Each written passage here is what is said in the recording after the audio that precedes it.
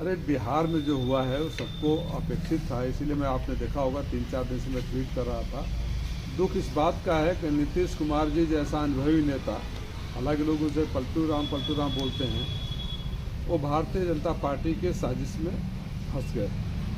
और ये शायद मुझे लगता है कि आखिरी बार है जब वो मुख्यमंत्री पद की शपथ ले रहे हैं। मेरी बात लिख लीजिए, लोकसभा चुनाव के बाद नीतीश कुमार को भारतीय जनता पार्टी किसी लायक नहीं छोड़ेगी। और भारतीय जनता पार्टी राम मंदिर के बाद भगवान श्री राम का नाम पर 400 पार का हवा बनाने वाली मीडिया के साथियों के साथ राम राम बोलते बोलते पलटू राम के शरण में चली गई। तो इनका डर और भय है कि ये जीत नहीं रहे थे। आपको लगता है अगर बीजेपी को थोड़ी सी भी संभावना होती तो जीत जाएंगे, तो राम से पलटू राम के पास गए होती? बीजेपी पलटू राम कह रही थी, अब आप पलटू राम कह रहे हैं। भाई मैं या बीजेपी का सवाल नहीं है, पूरा बिहार कहता है, आप लोग भी कहते हैं। कल से सारे चैनलों पर चल रहा है पलटू राम ने एक बार और पलटे, तो जो है वही बोला जाएगा ना। नीतीश जी इंडिया गठबंधन के सूत्रधार थे। अब कौन सी मजबूरी में, ऐसी तो कोई मजबूरी भी नहीं आई। अब वहाँ जाकर क्या होगा, हमने तो पहले ही उनको चिताया था कि आप हिट विकेट मत होइए।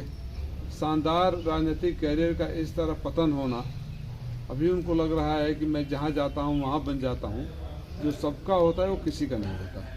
लल्लन सिंह के जाने के बाद से ही सुगबुगाहट शुरू हो गई थी। लल्लन सिंह ने जहाँ आखिरी लोकसभा के सत्र में भाजपा कितना बड़ा, स्वाभाविक है, कोई रातों रात तो होता नहीं है। ये तो इनका चरित्र है कि जिसके साथ रहते हैं उसी को धोखा देते हैं।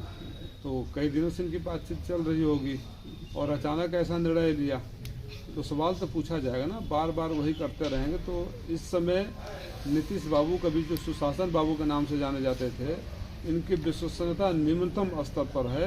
और राजनीति में आज के बाद कोई झूठ बोलेगा, किसी को धोखा देगा, तो लोग बोलेंगे नीतीश कुमार हो क्या।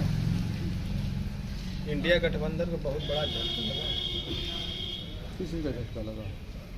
आपके मुखिया चले गए।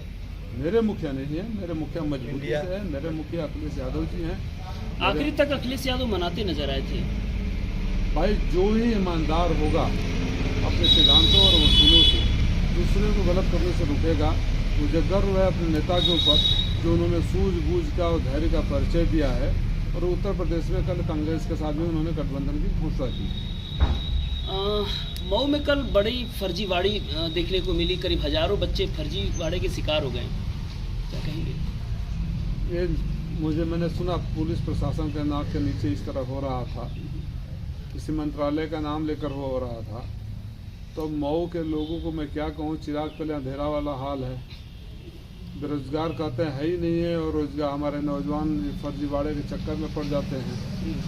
मैंने वो भी वीडियो कल देखा जहाँ 10,000 बच्चों को इजराइल भेजने की बात कर रहे हैं।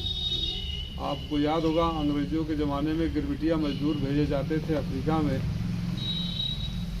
गन्ने की खेती के लिए। बेरोजगारी है नहीं कहीं, और अपने रोजगार अपने हमारे गरीब बच्चों को इजराइल में युद्धग्रस्त क्षेत्र में मरने के लिए भेज रहे हैं। और उनका बयान भी सुना, किसी भारतीय जनता पार्टी के नेता के लड़के को क्यों नहीं भेज देते हैं इजराइल को बचाने के लिए। मऊ में जिस तरह से फर्जीवाड़ा पकड़ा गया, ये बिना राजनीतिक संरक्षण के तो हो नहीं सकता। अगर वो नौजवान चिल्लाए नहीं होते तो पता नहीं कितनों को लूट के किसी ले गए होते। तो मऊ का जो हालत है वो तो बड़ा ख़राब है। और मऊ के लोगों के साथ का एक दुर्भाग्य है कि उनके पास कोई ऐसा प्रतिनिधि नहीं है जहाँ जाकर अपनी आवाज़ उठाए, उस पर कार्रवाई। मऊ पूरे यूपी का सुपर वीआईपी इलाका कहा जाता है, जनपद कहा जाता है।